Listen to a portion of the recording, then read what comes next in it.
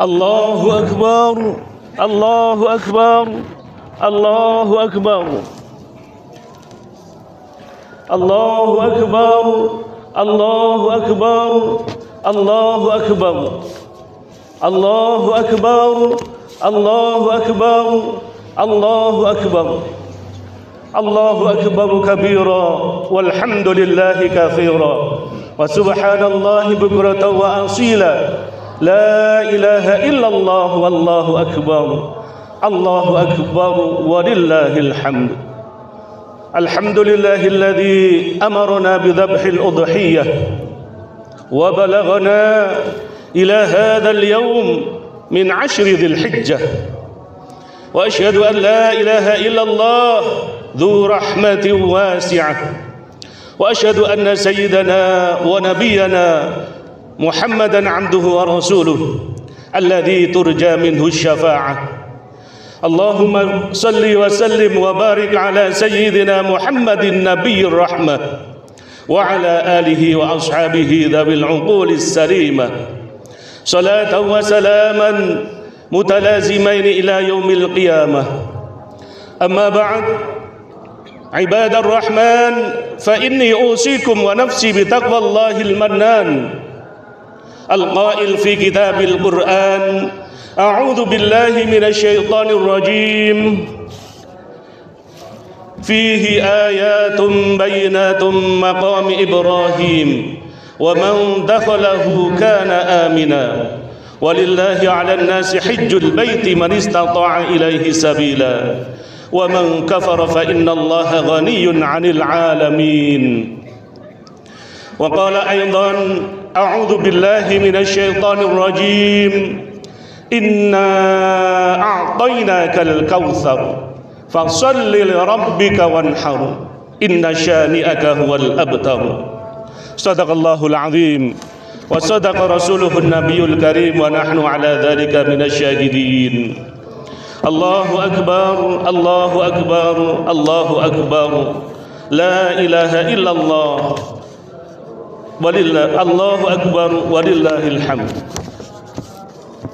Hadirin ma'asyiral muslimin rahimakumullah. Jamaah salat Idul Adha SMA Negeri 1 Tuban yang dimuliakan oleh Allah Subhanahu wa taala.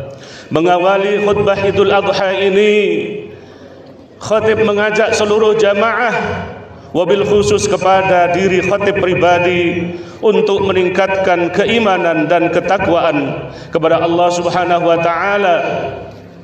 Iman adalah percaya kepada Allah, dan takwa menjadi manifestasinya berupa kesiapan untuk menjalankan perintahnya dan menjauhi larangannya. Iman dan takwa senantiasa ada dalam diri kita, maka kita akan senantiasa berada pada jalan kehidupan yang benar dan diridhai oleh Allah Subhanahu wa taala. Selain menguatkan iman dan takwa, menjadi sebuah keniscayaan bagi kita semua untuk senantiasa bersyukur kepada Allah Subhanahu wa taala yang telah memberikan nikmat dan tak bisa kita hitung satu persatu dalam kehidupan di dunia ini. Di antara nikmat yang nyata dan agung yang kita rasakan saat ini adalah nikmatul ijad, nikmatul iman, wa nikmatul Islam. Nikmatul ijad adalah kita dijadikan sebagai manusia. Tak terbayangkan jika hari ini kita dijadikan sebagai hewan, seperti hewan kurban, maka nyawa kita tak lama lagi, sebentar lagi kita akan dipotong. Yang kedua, nikmatul iman. Kita sebagai manusia dikaruniai keimanan kepada Allah Subhanahu wa taala dan mengikuti agama yang benar, agama Islam, sebagai kenikmatan yang ketiga.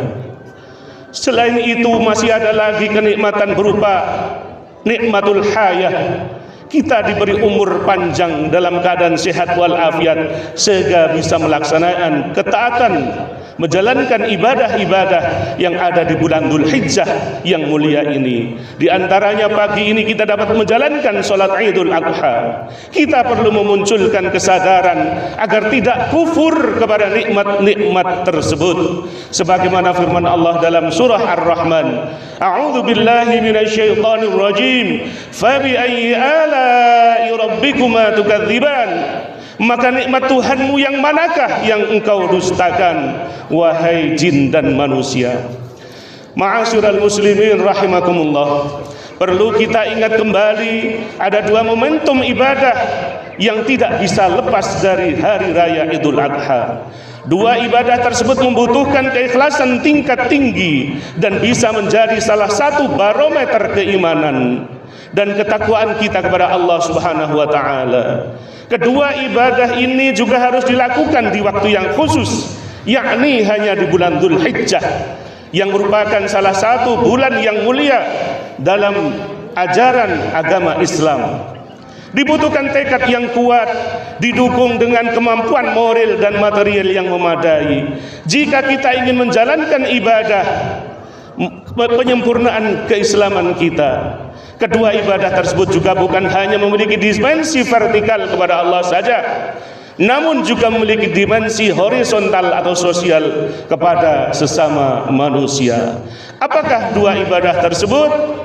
Yaitu ibadah kurban dan haji. Lalu mengapa kurban dan haji menjadi salah satu barometer atau tolak ukur keimanan kita? Ibadah kurban dan haji membutuhkan keyakinan, keikhlasan, dan kepercayaan secara totalitas. Bisa kita temui dalam kehidupan kita sehari-hari orang yang memiliki harta yang banyak namun tak terpanggil hatinya untuk menjalankan perintah Allah dengan berkorban dan berhaji. Sementara banyak orang yang secara dipandang mata kurang mampu namun memiliki keyakinan dan tekad untuk menabung sedikit demi sedikit dapat berkorban dan berhaji. Jika tidak dilandasi dengan keimanan yang kuat, rasanya akan sulit untuk dapat melakukan perintah berkorban dan berhaji. Allahu Akbar, Allahu Akbar, Allahu Akbar. La ilaha illallah, wallahu akbar, walillahil hamd. Terkait dengan perintah berkorban, Allah telah memerintahkan dalam Al-Quran surah Al-Kautsar, Inna a'tainakal kautsar. Sesungguhnya kami telah memberimu Muhammad nikmat yang banyak. Fasholli li rabbika wanhar. Maka laksanakan salat karena Tuhanmu dan berkurbanlah sebagai ibadah dan mendekatkan diri kepada Allah. Inna syani'aka huwal abtar. Sungguh orang-orang yang membencimu adalah orang yang terputus dari rahmat Allah. Ayat ini tegas memerintahkan kita berkurban untuk mendekatkan diri kita kepada Allah. Kita diperintahkan untuk menyisihkan harta yang kita miliki dan berbagi daging hewan kurban demi mendekatkan diri kepada Allah. Hal ini sesuai dengan makna kata kurban itu sendiri yang berasal dari kata qaruba yaqrabu, kurbanan, yang artinya dekat dalam artian mendekatkan diri kepada Allah dengan menjalankan perintahnya. Jika keimanan kita kuat, maka tidak ada rasa ragu sedikit pun untuk berkorban dengan hewan yang telah ditentukan sesuai syariat Islam. Tentu keraguan bisa saja datang, misalnya karena bayang-bayang uang kita akan berkurang untuk membeli hewan kurban. Padahal jika kita beriman secara total, kita yakin Allah akan mengganti dengan yang lebih banyak dan lebih besar dari apa yang kita keluarkan. Dalam sebuah hadis Rasulullah bersabda, "Ma ahsana 'abdun as-sadaqah illa ahsanallahu 'azza wa jalla al-khilafata 'ala tirkatihi." Tidaklah seorang hamba memperbaiki sedekahnya kecuali Allah memperbaiki pengganti atas harta tinggalannya. Hadis Ibnu Al-Mubarak. Terlebih orang yang mampu secara finansial haruslah tidak ragu-ragu lagi untuk berkorban. Rasulullah pun mengingatkan orang yang mampu namun tidak mau berkorban dengan hadisnya, "Mau wajada sa'atan falam yudhi fala yaqribanna musallana." Dalam hadis lain disebutkan, man lahu sa'atun atau man kana lahu sa'atun falam yudhi fala yaqribanna musallana. Barang siapa mendapatkan kelapangan tetapi tidak berkurban, maka janganlah dia mendekati tempat sholat kami. Hadis riwayat Imam Ahmad Ibnu Majah.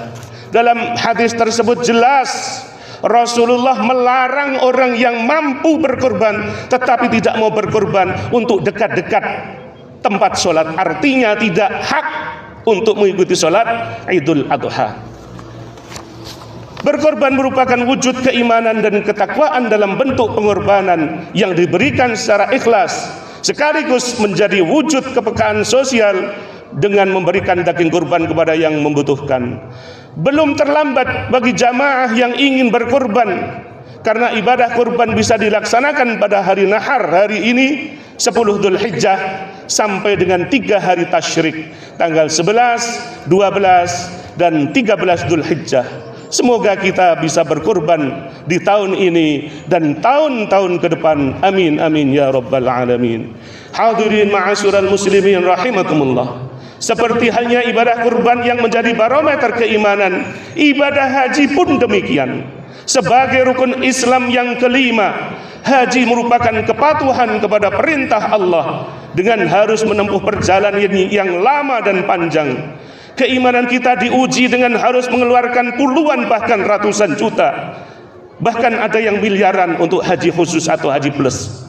Dari penghasilan kita, menunggu antrian yang panjang untuk berangkat bagi haji-haji reguler, meninggalkan rumah dan keluarga yang kita cintai, meninggalkan pekerjaan yang menjadi sumber kehidupan kita, dan harus fokus hanya untuk beribadah kepada Allah Subhanahu wa taala. Berat ujian keimanan ini sehingga penting bagi setiap orang yang berhaji untuk memantapkan niat berhaji karena Allah Subhanahu wa taala, bukan karena yang lainnya.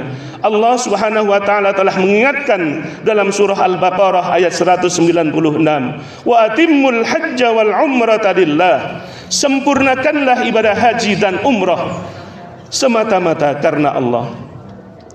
Haji merupakan barometer keimanan, bisa dilihat dari kedisiplinan dan kepatuhan jamaah dalam menjalankan rukun dan wajib haji, seperti ihram dengan berbagai macam larangannya, tawaf mengelilingi Ka'bah 7 putaran, sa'i perjalanan dari Shafa ke Marwah 7 kali perjalanan, dan wukuf di Arafah yang insya Allah saudara-saudara kita yang hari ini, yang tahun ini berhaji, kemarin sudah menyelesaikan tawaf di Arafah dan saat ini sedang menuju ke Mina setelah semalam tadi, atau mungkin saat ini masih waktu mabit di Musdalifah. Setelah itu menuju ke Mina untuk melontar jumrah, mulai dari jumrah Aqabah, kemudian 3 jumrah yang dilaksanakan tanggal 11, tanggal 10, tanggal 12 dan 13 Dzulhijjah. Tanpa iman yang kuat bisa jadi kita tidak akan terpanggil-panggil untuk bisa berhaji. Walaupun uang kita banyak bertumpuk-tumpuk dan mencukupi untuk pergi ke sana, kita harus menjadikan berangkat haji prioritas dalam hidup melalui ikhtiar dan doa. Kita bisa mengambil semangat dari makna huruf haji, H-A-J-I.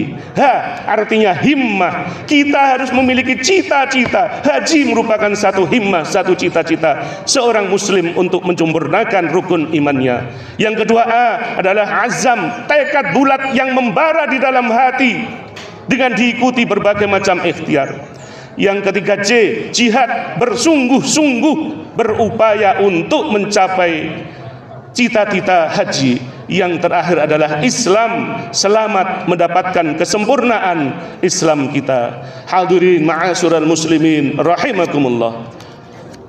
Dengan menjalankan ibadah haji, seorang muslim telah mencapai kesempurnaan rukun Islam yang kelima.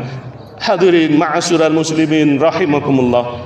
Demikianlah khutbah Idul Adha hari ini. Semoga kita bisa termotivasi dan terinspirasi untuk dapat menjalankan perintah Allah, yakni berkorban dan berhaji ke Baitullah sebagai barometer keimanan kita. Amin amin ya rabbal alamin. Bagi yang pernah melaksanakan haji, semoga bisa menjalankan kembali, dan bagi yang belum, semoga bisa melaksanakan untuk yang pertama kali, dan seterusnya.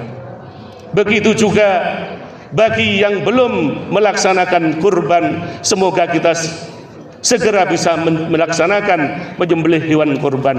Masih ada waktu, masih ada 4 hari ini, yaitu mulai dari hari ke-10 atau hari nahar, hari ke-11, ke-12 dan ke-13 yang disebut dengan hari tasyrik. Aqulu qawli hadza wa astaghfiruh, innallaha wal ghafurur rahim.